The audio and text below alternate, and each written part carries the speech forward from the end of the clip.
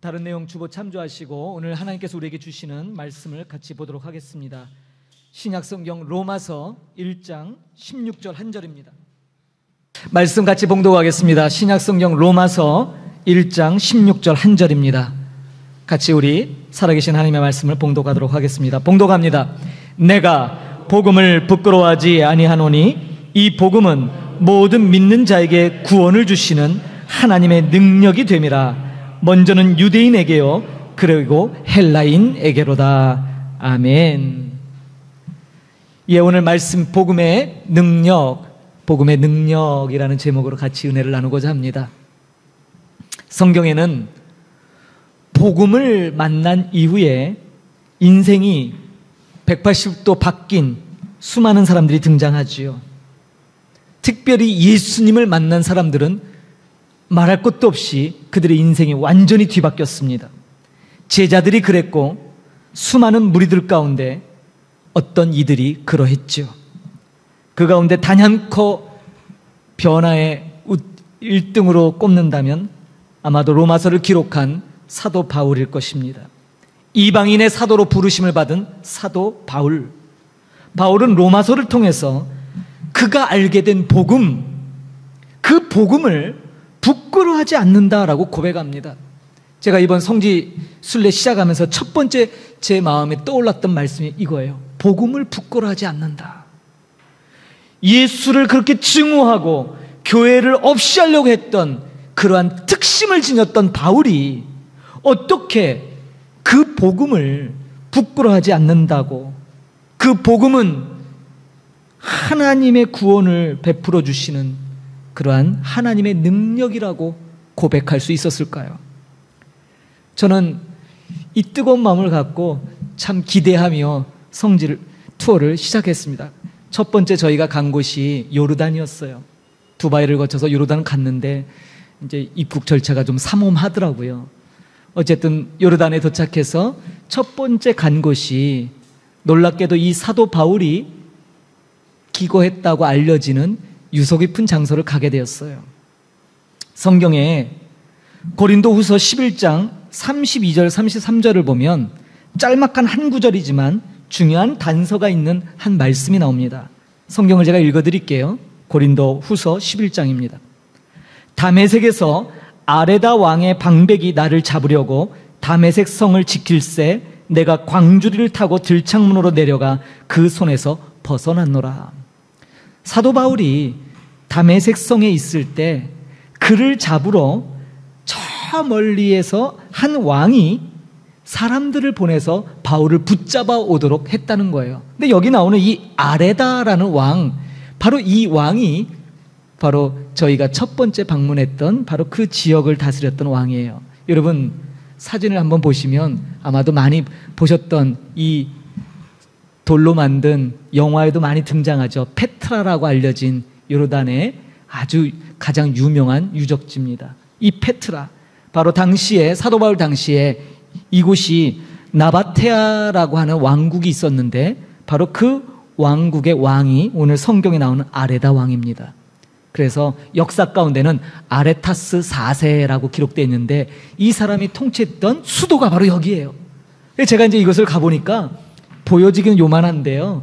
그 지역 면적이 어마어마합니다. 3일 동안 둘러봐야 될 과정이에요. 그거를 몇 시간 만에 보고 왔는데 어쨌든 바로 이 페트라라고 하는 유적. 왜 이거를 보여드리냐면 성경에 갈라디아서 1장을 보면 사도 바울이 다메섹으로 올라가는 도중, 다시 말해서 사내들의 공회에 공문을 들고 교회에 예수 믿는 사람들을 붙잡으려고 다메섹으로 가던 노중에 예수님을 만나지요. 그래서 눈이 멀어버려요. 그리고 아나니아라고 하는 선지자를 통해 안수를 받고 눈에 눈꺼풀이 벗겨지며 다시 새로운 빛을 보게 되죠. 그토록 증오하고 그토록 미워했던 예수가 생명의 구주인 것을 깨달아요. 갈라디아서 보면 바울이 자신의 여정을 잠깐 밝히는데 그렇게 예수님을 만나고 그는 바로 예루살렘으로 가지 않고 아라비아로 갔다라고 얘기해요. 근데 바로 이 아라비아라고 하는 지역이 바로 이 아레다 왕이 통치했던 바로 그 지역이에요. 그래서 이 지역은 당시에는 나바테안이라고 하는 왕국이었지만 옛날에는 바로 야곱의 형이었던 에서, 그 에서의 후손인 에돔 사람들이 살던 지역이 바로 이곳이에요. 다 바위산이에요. 붉은색에, 돌도 붉잖아요. 색깔이 붉어요. 흙도 붉은색이에요. 바로 이곳, 이 에돔의 수도였던 곳이 바로 이 페트라였거든요. 그러니까 많은 학자들이 추정하기로 사도 바울이 예수님 만난 뒤에 아라비아로 갔는데 그 중에 바로 이 페트라로 가서 3년간을 머문 것으로 대부분 학자들이 추정을 합니다. 그래서 저희를 안내하시는 분이 기독교인이 아니었어요. 저희를 안내하는 요르단 가이드가 천주교 신자 가이드인데 경상도 사투리를 구수하게 쓰시는 분이, 나이가 60이 넘으신 분이 저희를 안내했는데, 그분이 여기를 소개하면서 바로 이곳에서 사도 바울이 3년간 모든 그간에 자기가 알던 율법과 모든 토라의 내용들을 복음으로 다시 재정립하는 시간을 바로 이곳에서 가졌을 것이라고 얘기를 하더라고요. 전 깜짝 놀랐어요. 많이 보고 많이 전해 들었지만 이곳이 그렇게 연결되는 줄을 몰랐거든요. 그냥 어렴풋이만 알았지. 근데 막상 그 얘기를 들으니까 이 장소가 특별하게 여겨졌어요. 여러분, 사도 바울은 정말로 복음 때문에 세상을 소란케 했어요. 오죽하면 이 한 나라의 왕이 이 바울을 잡으려고 다메섹, 여러분 이 페트라에서 다메섹까지 무려 400km 정도 돼요. 그렇게 먼 거리 있는데도 불구하고 이 한 사람 바울을 잡으려고 방백들을 보냈다라고 성경은 기록해요. 그만큼 바울은 세상을 소란케 했던 그러한 유명인사가 되었죠. 왜 이렇게 그가 그렇게 변했을까? 예수님 만났기 때문이에요. 그래서 저는 이 페트라의 이 암벽 도시를 바라보면서 바울이 도대체 3년 동안 이곳에서 무엇을 했을까? 아마도 그가 배웠던 그 많은 학식, 율법에 대한 모든 것들을 복음으로 바꾸는 작업을 그곳에서 했겠지요. 그가 그토록 미워하고 저주했던 예수가 바로 그리스도라는 사실, 이 엄청난 사실을 신학적으로 그는 풀어내야만 했던 것입니다. 바울이 믿게 된 복음의 핵심은 무엇일까요? 바로 여러분 십자가였어요. 십자가. 그러나 여러분 오늘 본문처럼 그 십자가는 유대인들에게는 저주의 상징이었어요. 왜요? 나무에 달린 자마다 저주받은 자다라고 율법서에 나와 있기 때문이에요. 예수님은 누가 뭐래도 저주의 십자가를 받으셨죠. 그러나 우리는 알고 있습니다. 그 저주의 십자가가 바로 저와 여러분을 살리는 생명의 틀이 되었다는 사실을. 헬라 사람들에게는요, 십자가형은 너무너무 수치스러운 거예요. 많은 이들이 성화를 통해서 예수님이 마치 중요한 부위는 좀 가리시고 그렇게 최소한의 보호를 받은 것처럼 묘사되지만, 아시다시피 예수님은 완전히 나체로 십자가에 못 박히셨어요. 몸에 실오라기 하나 걸치지 않고 양손에 또 발에 못 박혀 처참하게 십자가에 못 박히셨지요. 헬라인들에게 십자가형은 부끄러움과 수치의 상징을 보여주는, 가장 극치를 보여주는 사형의 형벌이었어요. 그런데 오늘 바울은 뭐라고 외치냐면 그 복음, 다시 말해서 그 십자가가 전혀 부끄럽지 않다는 거예요. 유대인은 말할 것도 없고 헬라인도 말할 것도 없고 자기가 새롭게 발견한 십자가는 너무나 자랑스러운, 나를 살리게 하고 나에게 생명을 가져다 준 놀라운 것이라는 것을 천명하고 있죠. 십자가가 바울에게 더 이상 부끄럽지 않고 도리어 하나님을 믿는 자에게 베푸시는 능력이 되었다는 이 본문의 고백은 참으로 놀라운 기적이 아닐 수 없어요. 왜요? 바울이 예수님을 만났기 때문이잖아요. 강력한 주님의 임재를 그의 삶 가운데 경험했기 때문이에요. 그의 모든 것을 덮고도 남을 만한 은혜가 그를 덮었기 때문이죠. 그의 인생을 송두리째 바꾼 그 능력이 오늘 우리에게도 주시는 하나님의 놀라운 은혜인 줄 믿습니다. 그 은혜 가운데 우리가 있는 거예요. 그래서 여러분, 우리는 늘 믿음의 주, 우리를 온전케 하시는 이 예수님을 바라보는, 조금 전에 그림의 돌, 반석, 페트라가 반석이란 뜻이에요. 돌이잖아요. 견고한 바위. 주님만이 저와 여러분의 견고한 믿음의 바위가 되시는 거죠. 그래서 그렇게 주님을 다시 굳세게 붙잡는 저와 여러분이 되시기를 간절히 소망합니다.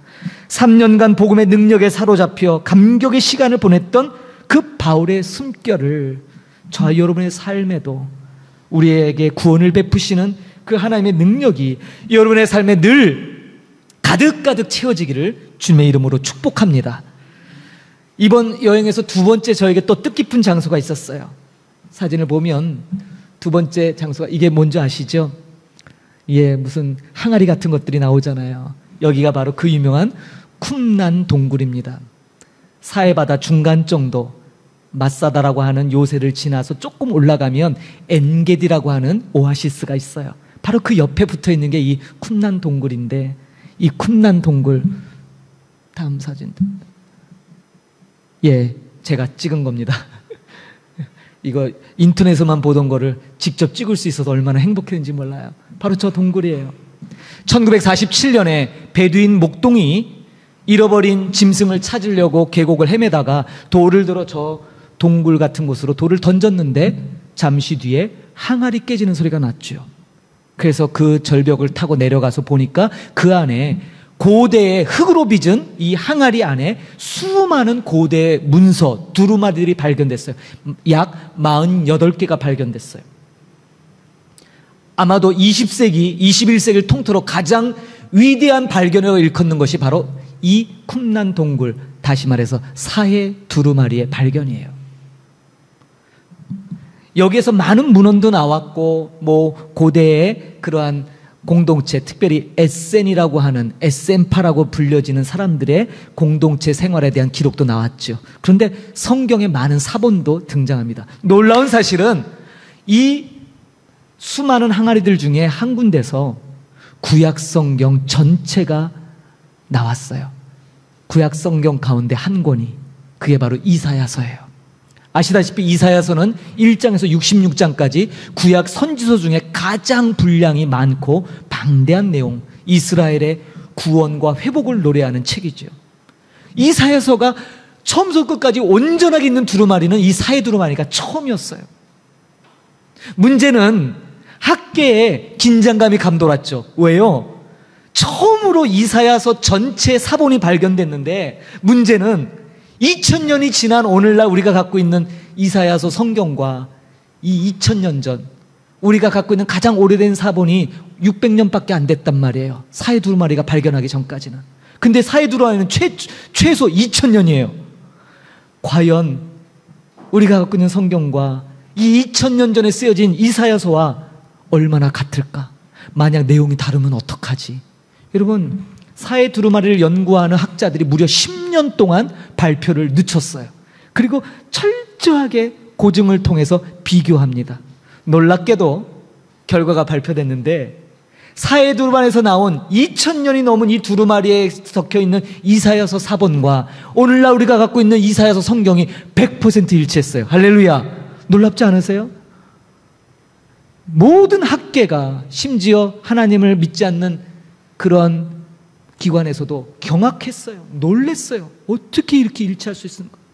그동안은 성경의 신빙성에 대해서 수많은 사람들이 의문을 제기했는데, 이 사해 두루마리 발견으로, 특별히 이사야서의 발견으로 인해서 더 이상 그런 논란이 종식되게 된 거죠. 정말 위대한 발견이에요. 그런데 중요한 것은, 저는 바로 이 성경을 기록한 바로 이 쿰난 동굴에서 살았던 이 쿰난 공동체 사람들이 굉장히 마음에 와닿았어요. 도대체 이 사람들은 어떤 삶을 살았을까?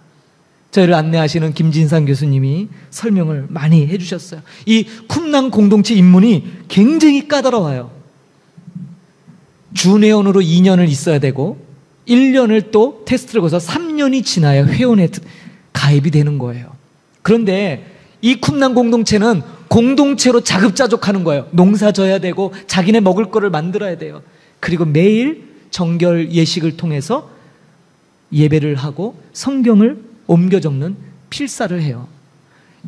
1년 차에 이들이 해야 될 의무가 있어요. 그게 뭐냐? 구약의 신명기를 암송하는 겁니다. 여러분, 신명기 1장서부터 34장 전체를 다 암송하는 거예요. 1년 동안. 그리고 2년 차가 되면요, 구약에 또 분량 많기로 뭐가 있을까요? 시편이 있잖아요. 2년 차에는 시편을 1장부터 150장까지 다 암송해야 돼요. 2년이 지났죠. 3년 차가 되면 마지막으로 암송해야 될 게 뭘까요? 예, 바로 이사야서예요. 적어도 쿰난 공동체에 가입해 정식 회원이 되려면 구약의 신명기와 시편 전체, 이사야서 전체를 다 줄줄줄 암송해야 겨우 기본 회원으로 받아들여졌죠. 전승에 의하면 그 유명한 세례 요한도 바로 이 쿰난 공동체 출신으로 알려져 있죠. 여러분, 이들은 자기 자신을 빛의 자녀들이라고 불렀어요. 3년의 수련 기간을 통해서 공동체에 입문하면 스스로를 빛의 자녀들, 교만한 얘기가 아니라 정말 세상과 단절돼서 오실 메시아를 기다리며 늘 경건의 삶을 살고 성경을 옮겨 적는 일이 그들의 일과의 전부였어요. 생각해 보십시오. 그들은 세상에서 완전히 동떨어진 삶을 살았던 사람들이에요. 세상에 부귀영화하는 관계가 없어요. 아무도 알아주지 않고 그저 그 척박한 유대 광야의 동굴에서 같이 살며 매일매일 적은 음식을 먹어가며 성경을 필사했지만, 여러분, 그들의 삶이 과연 헛된 삶이었을까요? 저는 그들의 삶을 보면서 그들의 삶이야말로 영원히 기록될 만한, 왜요? 그들이 기록한 그 성경이 오늘 우리에게 전해지고 있잖아요. 세상에서는 이름도 모든 것이 다 잊혀진 자들이 되었지만 그들은 하나님 나라에서 큰 위대한 자들이 되었을 거예요. 결코 그들의 삶을 헛된 삶이라고 그 누가 얘기할 수 있겠습니까? 그래서 저는 이 쿰난 동굴에서 정말 이 모습을 지켜보며 그곳에서 살았던 사람들의 흔적을 보며 정말 감격, 주체할 수 없는 눈물을 흘리게 되었어요. 너무 감동스럽더라고요. 많은 감동적이 있지만 다 소개 못하지만 또 한 군데가 있었어요. 이제 성지 마지막쯤 갔을 때 저희가 마지막으로 묵은 곳이 베들레헴이에요. 베들레헴 그러면 여러분 뭐가 생각나세요? 우리 예수님 탄생하신 곳이잖아요. 거기에 베들레헴 예수 탄생 기념교회가 있어요. 규모가 굉장히 크더라고요. 거기 갔는데 많은 유적이 있는데 유난히 복도 한 바닥에 보시는 것처럼 철망으로 이렇게 막혀놓은 지하 계단이 있더라고요. 이게 뭐지? 왜 여길 막아놨지? 그런데 안내하시는 교수님이 설명을 합니다. 이곳은 지금으로부터 1600년 전에 누군가 이 계단을 타고 내려가면 돌로 된 골방이 나온다는 거예요. 근데 그 골방에서 누군가 35년 동안 성경을 번역했대요. 베들레헴, 예수님이 탄생하신 이곳에서 바로 수도원이에요. 여기가 그 지하 골방에서 35년간을, 당시에 성경을 번역하는 건 이단적인 행위예요. 교회 허락 없이 할 수 없는 일인데 그럼에도 불구하고 구약 성경을 번역해요. 35년 동안. 나중에 황제가 이 소식을 알고 이 사람을 사면해줘요. 그리고 한 김에 신약 성경도 번역해달라고 부탁해서 이분을 통해 구약과 신약 성경이 최초로 라틴어로 번역이 됩니다. 이 성경이 바로 그 유명한 불가타 성경이에요. 다음 사진 보여요. 바로 이분이, 제가 찍어왔어요. 이분이에요. 라틴어로 히에로니무스라고 하는 사람인데 우리 한국에는 제롬이라고 하는 신학자로 알려져 있죠. 제롬, 바로 이분이에요.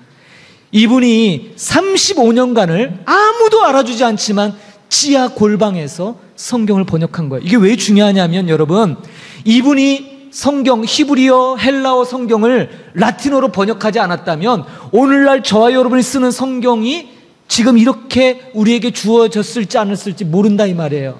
루터가 1600년대에 성경을 번역할 때 바로 이 불가타 성경, 이 라틴어 성경을 가지고 성경을 번역했어요. 독일어로. 그 번역된 성경들이 오늘 수많은 나라의 번역본으로 저와 여러분의 손에 쥐어지게 된 거예요. 여러분 생각해 보세요. 35년을 누가 알아주든 알아주지 않자, 아니 심지어 성경 번역한다고 이단으로 정죄해서 갖은 핍박을 했는데 그럼에도 불구하고 그는 굴하지 않고 끝까지 그 임무를 완수했어요. 그의 삶에 정말 감사와 경의를 표하게 되더라고요. 여러분, 지금까지 수많은 사람들이 복음의 능력을 경험하고 그래, 그것 때문에, 그 복음 때문에 자신들의 삶을 주님께 헌신했죠. 왜요? 예수님으로 인해 그들의 삶이 송두리째 바뀌었기 때문이에요. 그렇다면 여러분들은 어떠하십니까? 여러분들 예수님 만나고 정말 여러분들의 인생이 얼마만큼 송두리째 바뀌셨습니까? 지금 바뀐 그 삶에 만족하고 계신가요? 지금도 여전히 복음 그러면 가슴이 막 쿵쾅쿵쾅 요동치는 그런 감격이 여러분 안에 있습니까? 복음의 능력이 여전히 저와 여러분의 삶을 뜨겁게 달구고 있는지요? 자문해 보십시오. 저는 오늘 이 말씀을 통해 사도 바울이 그 놀라운 로마서를 기록하는 1장에 16절에 가서 내가 복음을 부끄러워하지 않습니다. 왜냐하면 이 복음은 우리를 구원하시는 하나님의 능력이기 때문이다라고 이 고백할 수 있는 이 놀라운 고백에 자꾸 눈이 가는 거예요. 여러분에게 복음은 어떠한 능력입니까? 그저 교회에 출석하는 원동력이 되는 것입니까? 아니면 부끄럽습니까? 때로는 숨기고 싶습니까? 아니면 정말 그 능력 때문에 매일매일 삶이 새롭습니까? 다시금 우리의 신앙을 돌아봐야 돼요. 마지막으로 한 얘기를 더 드리고 마칠까 합니다. 마지막 그림 보여주세요. 뭐죠 이게? 낙타예요. 제가 찍은 건 아니고요. 차를 타고 요르단에서 차를 타고 휙 지나가는데 가이드가 저게 지금 낙타 훈련하는 거예요. 그런데 영상을 못 담았어요. 사진은 찍었는데 흔들려갖고. 그래서 인터넷에서. 여러분 보시면 낙타들이 이렇게 예쁘게 줄을 지어 가지 않습니까? 그 요르단에서 안내하시는 그분이 참 중요한 얘기를 하나 하셨어요. 낙타는 사막 지역에서 가장 중요한 운송수단입니다. 이 낙타로 말미암아 운송의 혁명이 일어날 정도로 이 낙타는 굉장히 중요한 짐승이죠. 낙타는요 무려 300kg의 짐을 지고 움직일 수 있대요. 300kg. 굉장히 많은 양이죠. 하루에 평균적으로 40km에서 45km를 이동한답니다. 말보다도 무려 4배 이상의 무게를 짊어지고 이동하는 거예요. 유일한 사막을, 광야를 횡단할 수 있는 유일한 운송수단이 바로 이 낙타예요. 이 정도 짐을 지고 가는 거. 근데 여러분 낙타는 아시다시피 성격이 고약하기로 아주 유명한 짐승이에요. 제가 이번에 가는 곳마다 낙타를 좀 몇 번 만났어요. 여리고에서도 만나고 저 세겜에서도 만나고. 근데 막 근처 가지 말래요. 침 뱉는데요 낙타가. 낙타가 침을 뱉는데 그래서 그 머리 앞에 쓰면 안 되는 거예요. 그래서 옆에서 사진 찍고 그러면 이 녀석이 고개를 돌려요. 그러면 침 안 맞으려고 피하고 그랬었는데 아주 고약한 짐승이래요. 이렇게 줄져서 멋지게 이동하는 동물이 결코 아니라는 거예요.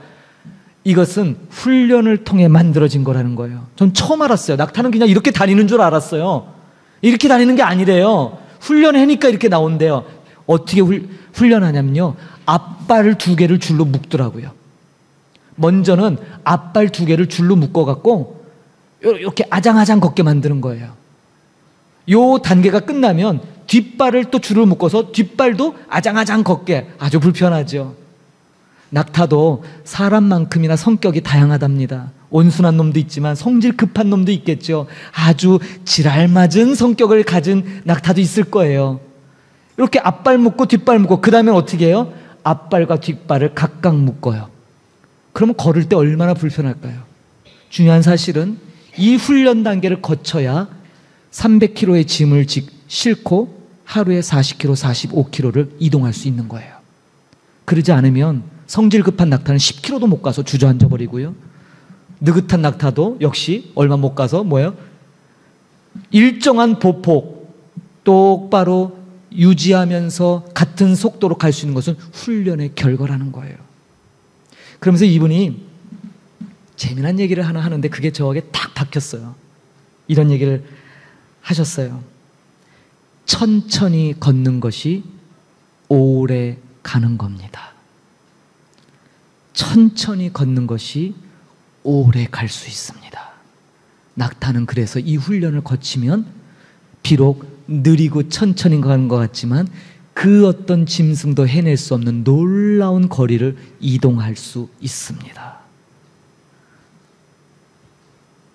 저는 이 얘기를 듣고 우리의 사역에 이 낙타를 대입해 보는 거예요. 여러분, 우리 혹시 너무 조급한 거 아닐까요?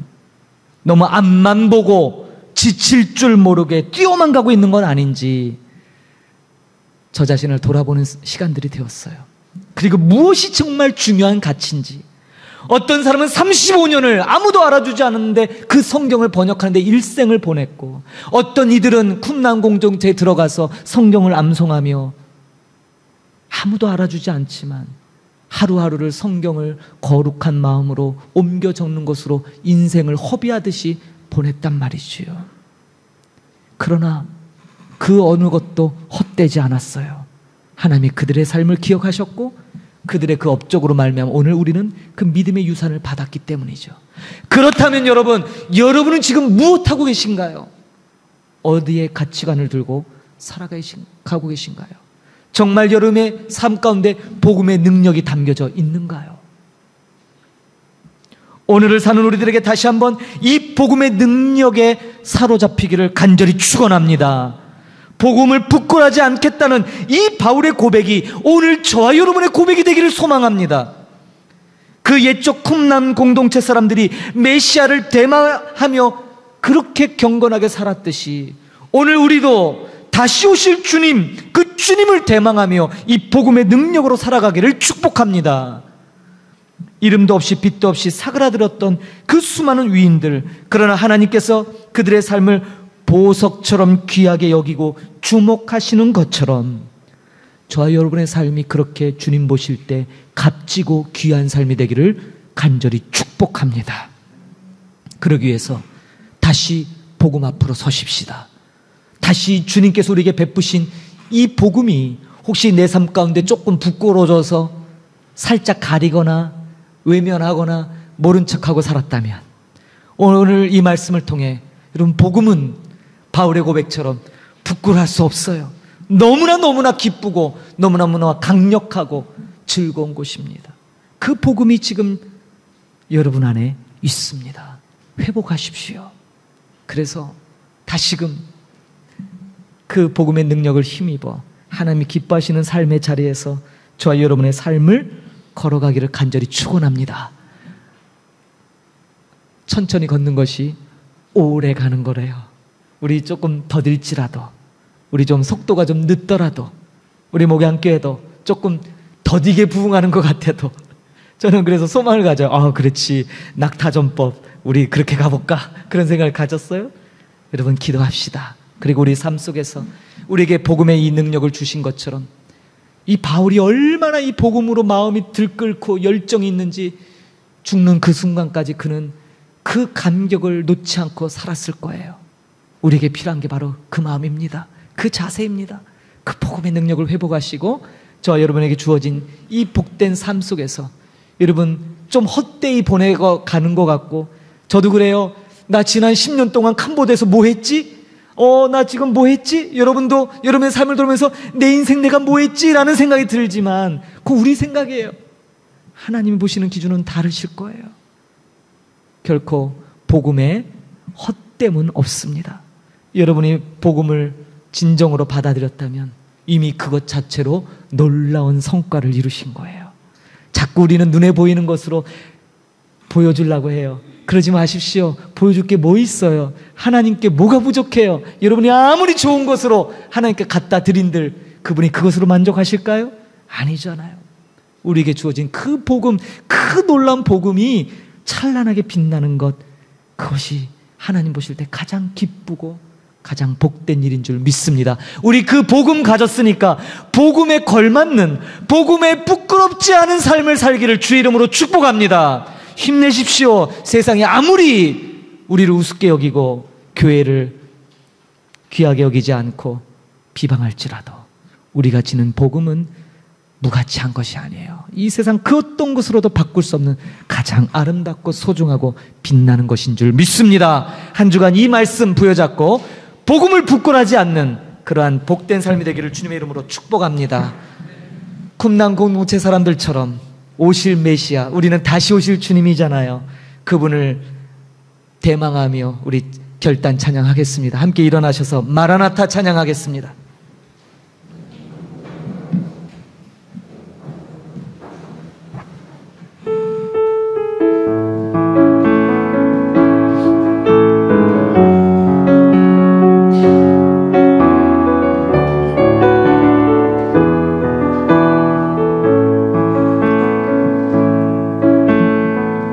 마라나타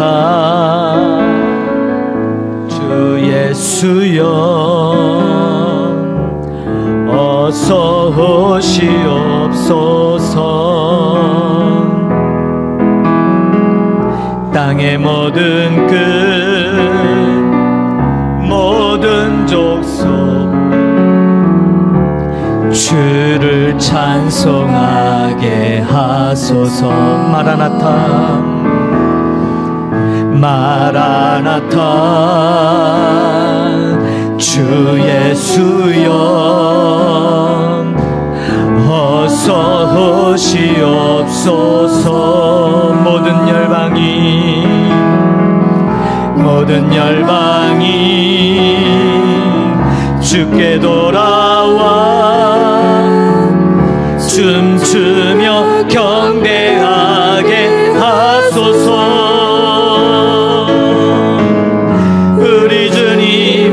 다시 오실 길을 만들자.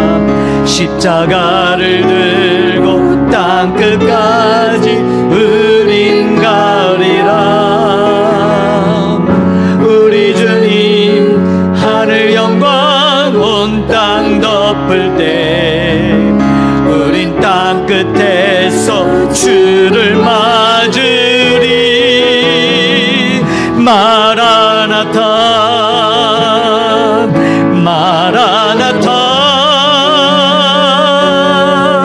아멘. 주 예수여 오시옵소서. 마라나타 마라나타 아멘. 주 예수여 오시옵소서. 마라나타 주 예수여 마라나타 주 예수여 어서 오시옵소서. 어서 오시옵소서. 모든 열방이 주께 돌아와 춤추며 경배하게 하소서. 우리 주님 다시 오실 길을 만들자. 십자가를 들고 땅끝까지 우린 가리라. 우리 주님 하늘 영광 온 땅 덮을 때 우린 땅끝에서 주를 맞으리. 마라나타 마라나타 아멘. 주 예수여 오시옵소서. 마라나타 마라나타 아멘. 주 예수여 오시오. 우리 주님 다시 오실 길을 만들자. 우리 주님 다시 오실 길을 만들자. 십자가를 들고 땅끝까지 우린 가리라. 우리 주님 하늘 영광 온 땅 덮을 때 우린 땅끝에서 주를 맞으리. 마라나타 마라나타 아멘. 주 예수여 오시옵소서.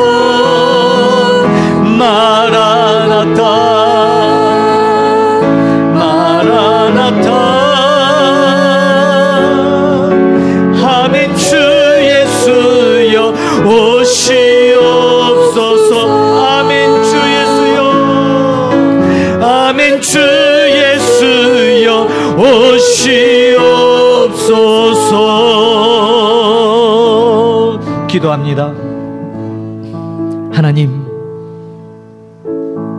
주님 만났던 바울, 주님 만났던 사도들, 주님 만났던 수많은 무리들, 그들은 그들의 인생이 주님으로 말미암아 송두리째 변화되었습니다. 그리고 그 변화의 능력, 그 복음의 능력으로 말미암아 일생을 남들이 알아주진 않아도 하나님 나라에 빛나는 보석처럼 밝고 빛나는 아름다운 삶을 살다 갔습니다. 그리고 그들의 그 헌신과 땀의 결과로 오늘 우리들이 복음의 열매로 주님 앞에 서게 되었습니다. 우리 역시도 복음의 빚진 자들로 지난날 우리 믿음의 선조들이 행했던 그 일들을 우리도 이 땅 가운데 하라고 그렇게 은혜의 부르심을 받은 줄 믿습니다. 하나님, 그 복음에 부끄럽지 않도록 이 땅 살아가는 하나님의 귀한 권속들 한 사람 한 사람 복음의 능력으로 말미암아 이 한 주간을 살아가게 하여 주옵소서. 하나님이 베푸신 그 놀라운 구원의 능력이 늘 감격으로 되새김질하게 하여 주시고 그 복음에 진정으로 감사하는 삶이 되도록 하나님 우리를 붙잡아 주옵소서. 바울이, 수많은 사도들이, 수많은 무리들이 주님 만남으로 인해 그들의 전 삶이 변했던 것처럼 우리 역시 그 능력으로 오늘 여기까지 이르는 줄 믿습니다. 참 감사합니다. 앞으로의 우리의 삶도 그 능력으로 말미암아 주님께 조금도 부끄러움 없이 드려질 수 있도록 은혜를 더하여 주옵소서. 하나님께서 베푸신 그 은혜에 부끄러지 않도록 하늘의 것을 구하는 귀한 성도들 되도록 축복하여 주옵소서. 오늘도 귀한 물질로 봉헌하는 손길들, 저들의 수고하고 애쓰는 삶의 이 모든 감사의 예물이 전 삶을 통하여 온전히 하나님께 온전히 드려지는 믿음의 열매들이 되기를 소망합니다. 이것을 통하여 많은 이들이 함께 나누며 그 은혜를 경험케 하여 주시고 복음의 능력을 맛볼 수 있도록 은혜를 더하여 주옵소서. 지금은 교회 되신 우리 구주 예수 그리스도의 은혜와 하나님의 놀랍고 크신 사랑 베푸심과 성령님의 내주교통 충만케 하시는 은혜가 내가 복음을 부끄러워하지 아니하노니 이는 그 복음의 능력이 우리를 구원하는 하나님의 능력이 되기 때문이다 고백했던 이 바울의 놀라운 고백 앞에 다시금 우리의 신앙도 그러한 고백으로 결단되어지고 그렇게 살겠노라고 다짐하며 하나님의 그 놀라운 은혜의 능력을 구하는 하나님의 귀한 권속들 머리 위에 이제부터 영원히 함께 계실지어다. 아멘.